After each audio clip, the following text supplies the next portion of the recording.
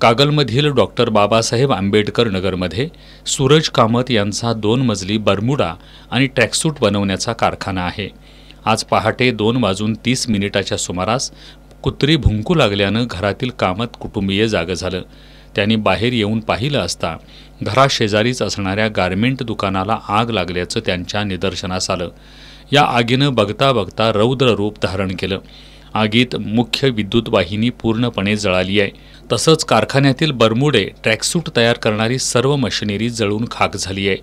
आगीची माहिती कागल नगर परिषदेच्या अग्निशमन विभागाला कळताच अग्निशमन वाहन तात्काळ घटनास्थळी दाखल झालं, परंतु यावेळी विद्युत प्रवाह चालू होता। वीज वितरणचे कर्मचारी वेळेत न आल्यानं अग्निशमन वाहन आगीच्या स्थळापर्यंत जाण्यास विलंब झाला। अखेर कर्मचाऱ्यांनीच आग आटोक्यात आणली। कारखान्याच्या शेजारीच कामत कुटुंबियांच्या दुसऱ्या मजल्याचं बांधकाम सुरू आहे। तिथंही आगीच्या ज्वाळा पोहोचल्या होत्या। या आगीत सुमारे 25 लाखांहून अधिक रुपयांचं नुकसान झालंय। या घटनेची नोंद कागल पोलीस ठाण्यात करण्यात आली आहे।